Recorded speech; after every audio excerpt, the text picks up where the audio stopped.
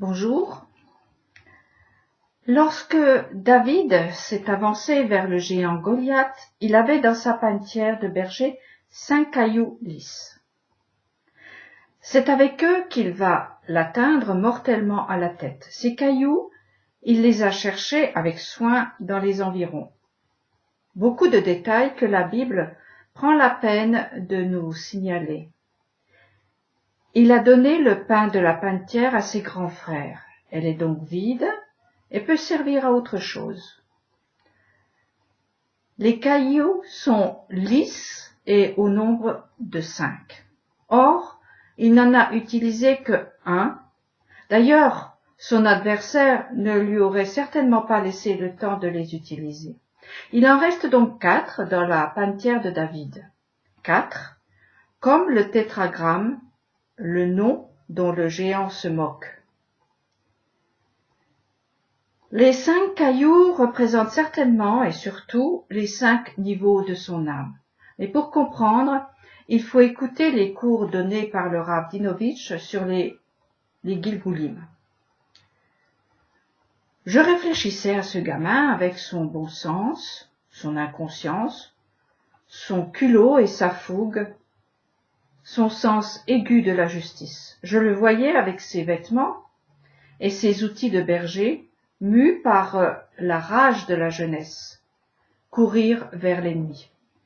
Les moqueries de ses frères et les ricanements de la bête sauvage qui est en face de lui, la connaissance qu'il a du Dieu de ses pères, font un mélange détonnant qui le propulse comme un boulet. Entre-temps, je reçois dans ma boîte mail un reportage sur les Incas. Formidable. Ces ruines gigantesques, ce savoir étonnant pour l'époque. La grandeur de cette civilisation, fantastique. Les commentaires étaient tous plus élogieux les uns que les autres, avec même une pointe de nostalgie. Oui, mais parmi les ruines, près d'un certain volcan, des momies d'enfants ont été découvertes. Enfants sacrifiés au volcan. Un seul commentaire s'est inquiété de savoir s'ils avaient souffert, s'ils avaient été endormis, etc. La personne devait faire partie d'une association de protection des animaux. Bon, j'ironise bien sûr. Le reportage spécifiait que cette civilisation hors du commun est tombée à cause des envahisseurs espagnols. Ah, bien sûr, à cause de l'autre. Ah, ce serait tellement bien si l'autre n'existait pas. Entre soi, on est tellement bien. Entre soi, on se comprend, on s'aime, ça marche comme sur des roulettes. On fait notre tambouille. Pourquoi l'autre, l'Espagnol, a-t-il eu prise sur ces géants? Pourquoi a-t-il été dit à Abraham, géant dans son domaine, va vers toi? Pour justement avoir le dessus sur l'assaillant. Il va mettre des années à colmater les brèches intérieures pour que l'extérieur ne puisse pas le détruire.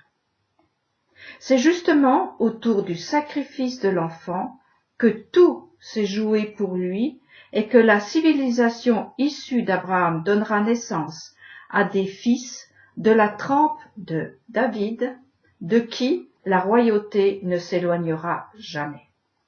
Ne fais pas de mal à l'enfant. C'est lui le porteur de la panière, où sont gardés les 4 cailloux qui pourront terrasser tous ceux qui se moquent du roi. Je dis enfant, pas infantile. Il est interdit d'être vieux, dit un sage d'Israël. Qu'est-ce à dire? Je suis toujours dubitatif d'entendre les propos moqueurs envers ceux qui réagissent émotionnellement. Réagir au quart de tour, dit-on. Certes, c'est risqué. C'est souvent malvenu d'agir avec émotion. Emporté par l'élan, ça peut faire mal. Les émotions sont-elles donc toujours négatives et signes de faiblesse? Comment a agi David? Rouge de colère, révolté par ce qu'il voyait et entendait, il n'a pas calculé. Il a foncé dans ce qu'il ressentait. Ses gestes, 100 fois répétés face aux bêtes sauvages, sont précis et instinctifs. Les vieux, eux, restaient prudemment sur le côté, calculant les risques, les tenants et les aboutissants. À froid, ils gardent la distance.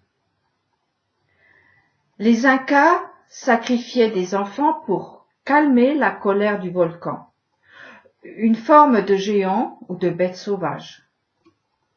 Abraham, l'ancêtre de David, a lui aussi commencé sa carrière tout jeune en brisant le commerce de son père. Il s'est attaqué aux idoles du pays, ce qui lui a valu d'être jeté dans une fournaise, sans doute pour, soi-disant, apaiser la colère des dieux. Est-ce en réaction? Le traumatisme l'a-t-il transformé? Toujours est-il que Abraham est devenu un modèle de tolérance, de bonté à l'extrême. En fait, l'enfant rebelle, épris de justice, fougueux et sacrifié. Un ordre divin va le soulever. Va vers toi. Retourne chercher l'enfant, souvent victime de ses émotions, mais ne lui fais pas de mal. Apprends-lui à chevaucher ses émotions et ne pas être chevauché par elles. Ne deviens pas vieux, plein de retenue.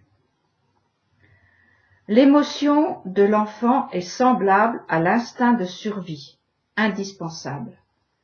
L'émotion du vieux est paralysante et empêche d'avancer. La destruction vient de l'intérieur, comme l'explosion du volcan.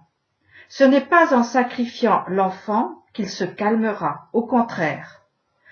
L'enfant a la solution, il est la solution, car c'est lui qui a dans sa panetière les 4 lettres du nom ineffable. La vie a besoin de 2 choses pour s'épanouir. Un projet, c'est la semence, de l'énergie, c'est la chaleur d'un foyer représenté par un père et une mère qui font connaissance, dans le sens qu'ils font de la connaissance, à l'inverse de manger la connaissance, ce qui revient à tuer la vie naissante. Quel est donc cet enfant qui fait face à Pharaon ou bien à Goliath? Nous, l'homme éveillé, l'homme réveillé. Se réveiller, c'est sortir du gris. Se réveiller, accoucher de l'homme qui se lève et fait une brèche dans ce qui est convenu. Celui qui dort ne lit pas, n'entend pas, est hors réalité. Rien ne lui parle, pas même la souffrance. Celui-là sera toujours surpris. Ahuri, il n'a rien entendu et n'a rien vu venir. Notre ami Job nous dit que Dieu parle dans ce profond sommeil. Il parle par les rêves et par les souffrances qui clouent au lit. Était-ce l'expérience ultime de Job a posteriori de toutes les autres? Avait-il reçu des messages qu'il a négligés, des mises en garde qu'il a ignorées? Certainement. L'enfant en lui rêvait. Il lui a coupé le souffle. Job, le grand juste des hommes de l'époque, qui distribuait des biens aux pauvres bougres qui venaient à ses pieds, était-il en danger sur son trône? Des rêves l'ont-ils mis en garde contre ces trop fortes certitudes transformées en idéologie? Certainement, puisqu'il se rend compte après coup que Dieu parle durant le sommeil. Pour que l'homme ne sombre pas dans l'orgueil, dit-il. Harcelé jusque dans son corps, devenu sujet de raillerie par ceux qu'il dominait par sa superbe, Job accouche, tombe sur terre, ce qui veut dire qu'il naît et dit « Jusqu'à présent, je n'avais qu'entendu comme un fœtus dans le ventre de ma mère, et maintenant, mes yeux s'ouvrent. Je vois et suis capable de répondre. » Le cercle fatal est brisé par enfin un dialogue. Parle-moi. Dans les heures les plus tristes, les plus cruelles de la vie des Hébreux en Égypte, le Pharaon avait ordonné aux sages-femmes de tuer tous les enfants mâles des esclaves qu'ils étaient. Dans ces conditions, il est compréhensible que les couples s'abstiennent de faire des enfants. Que pouvait-il faire d'autre face à une telle cruauté? Vient Myriam, l'aînée de la famille, qui ose aller à contre-courant et dit à ses parents, j'interprète, faites l'opposé de ce que veut Pharaon avec son culte de la mort. Faites des enfants, choisissez la vie, faites autre chose, construisez. Plus facile à dire qu'à faire. En fait, elle demandait à ses parents de laisser une chance à la vie de couler dans leur maison, de laisser une lucarne ouverte, un canal par où la vie aurait la possibilité d'entrer, au nez et à la barbe de l'esprit de mort qui régnait dans le pays.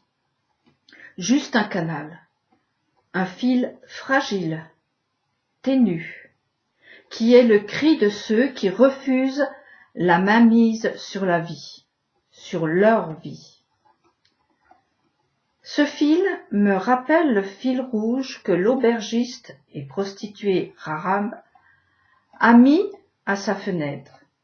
Tous les gens de sa maison ont été sauvés par ce signe. Plus tard, une sage-femme mettra un fil rouge autour du poignet d'un des fils de Juda qui fut appelé Séra, qui signifie ce qui précède la déchirure du jour nouveau. C'est aussi un filet de sang sur la porte qui a sauvé de la mort les habitants des maisons hébreux, toujours en Égypte. Devenir fils d'Adam, n'est-ce pas mettre un fil rouge à sa fenêtre, comme une antenne qui capte les les enseignements venus de Jérusalem lorsque la mort court les rues. Devenir fils comme rempart à la barbarie, n'est-ce pas une douce illusion, voire une escroquerie?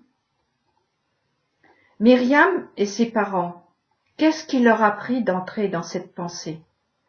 C'était une pure folie, et pourtant, cette façon de penser a mis au monde un homme, un Ish, l'instrument de l'arrachement à la loi du plus fort.